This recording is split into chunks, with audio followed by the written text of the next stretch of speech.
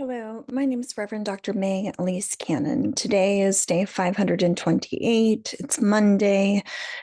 It's St. Patrick's Day in this Lenten season, March 17th, 2025. Monday, March 17th, day 528.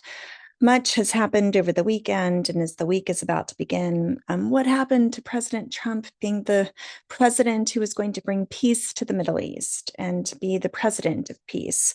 Warning over the weekend, Iran, President Trump ordered large-scale attacks and strikes across Yemen against the Houthis, who were once again deemed a terrorist organization by the United States. So on Saturday, the U.S. forces launched a decisive and powerful attack on Houthi militants in Yemen. This was an escalation by the United States against the group that has been targeting maritime traffic and American troops that are located in the Red Sea, doubling as a sharp warning to Iran, which is the major backer of the Houthis. U.S. warships and jets launched attacks across Yemen, targeting radars, air defense sites, and drone launch points. 31 people were killed, 101 injured, according to Reuters. These are Yemenis who were killed, citing a spokesperson for the Houthi-run health ministry. In a statement, the political bureau of the Houthis vowed to retaliate, and they said that the attacks would not deter their support for Gaza. They claimed the strikes targeted residential areas, that mostly civilians were killed and targeted by the U.S. U.S. Central Command launched what it called decisive and powerful airstrikes, in a part to open up the international shipping lanes, which have been in part shut down by the Houthi attacks. National Security Advisor Mike Waltz said that the airstrikes took out multiple Houthi leaders, with new airstrikes continuing on Sunday. George Wright reported for BBC, Yemeni armed forces announced an attack on the USS Harry Truman and its warships in the North Red Sea using missiles and drones yesterday. They vowed to continue to target U.S. vessels and to enforce a naval blockade on Israel until aid started to reach Gaza. Ansar Allah, the leader, Sayed Abdul Malik al-Houthi, vowed to continue targeting U.S. warships in response to U.S. aggression, reaffirming support for Palestine. U.S. Secretary of State Marco Rubio said to the U.S. News that we will not allow the Houthis to control maritime traffic. Our strikes will continue until they lose their ability to launch attacks. And U.S. Defense Secretary Pete Hegseth told Fox News that Washington would continue its campaign until Ansar Allah halted its operations, aiming to protect maritime navigation. Channel 14 reported that 3 U.S. Navy aircraft carriers made their way to the Middle East after these attacks. I will just note, according to U.S. Congress, there is a question of whether or not, this is provoking war, wartime powers, which could be determined declaring war without having a vote of Congress. Such an attack on a foreign entity. In terms of Iraq and Syria, a joint Iraq-U.S. operation killed a leader of the self-styled Islamic State militant group and one of its operatives in Iraq and Syria, according to U.S. Central Command.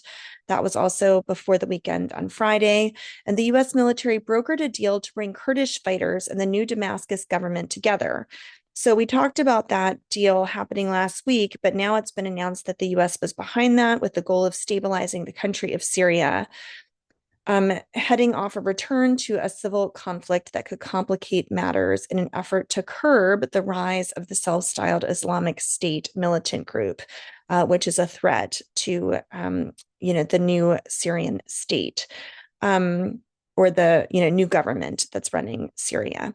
A group of Syrian men entered the Israeli-occupied Golan Heights through a UN-monitored buffer zone on Friday. The visit by religious leaders from Syria's Druze minority reflects a significant shift in Israel's strategy along the frontier and its increasing military control over the Syrian territory, which poses a challenge to the new government in Damascus.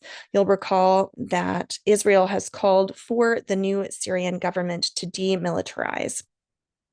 In Syria yesterday, local reports indicated that 16 people were killed and 18 injured in Latakia as a building collapsed, which was caused by an explosion in a scrap metal shop. Rescue operations lasted 14 hours.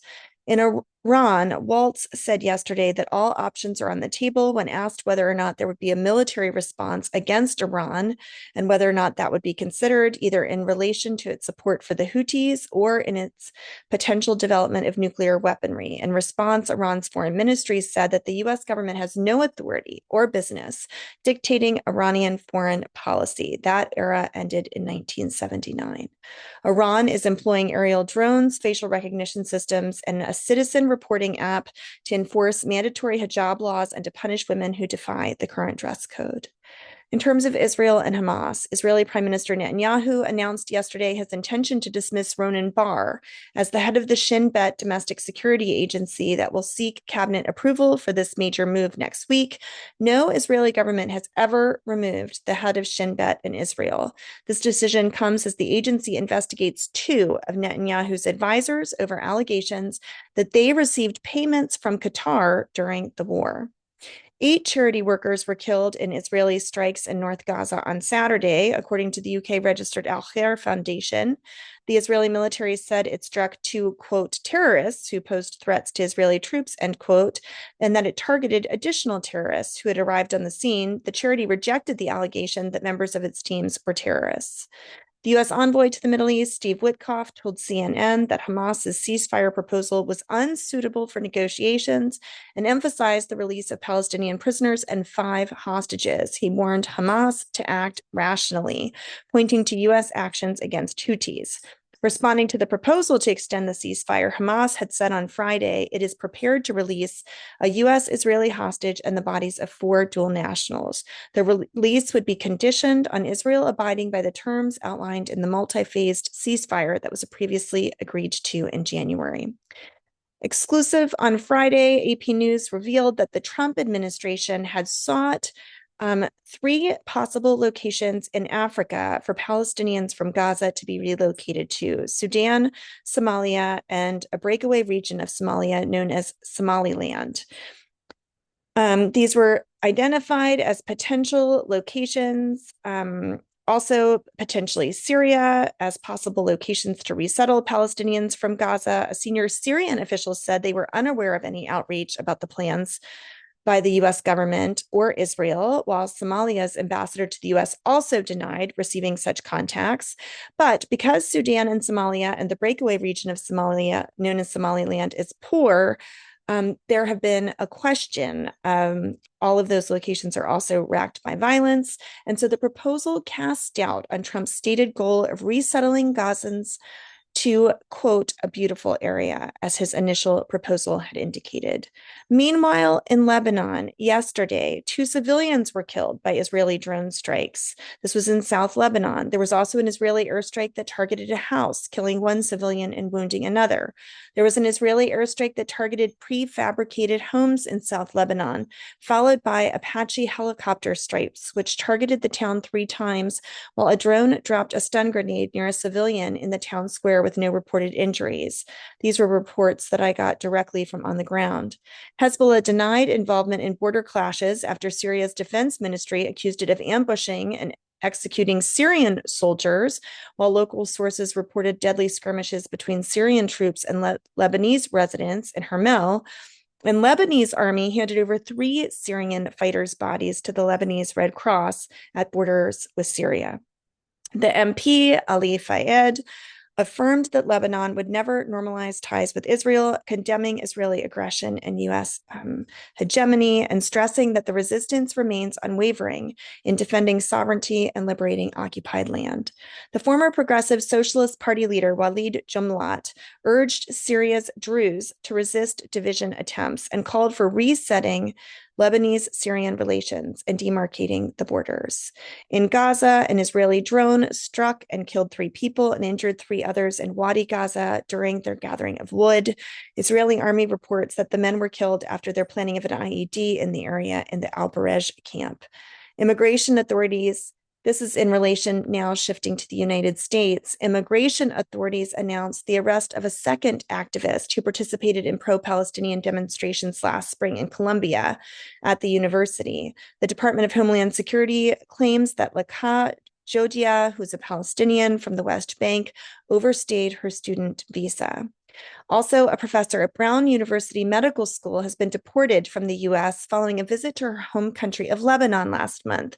She had a valid visa and a court order temporarily halting her deportation, according to her lawyer and court papers, but a federal judge yesterday ordered the Trump administration to respond to allegations that immigration enforcement willfully disobeyed the order.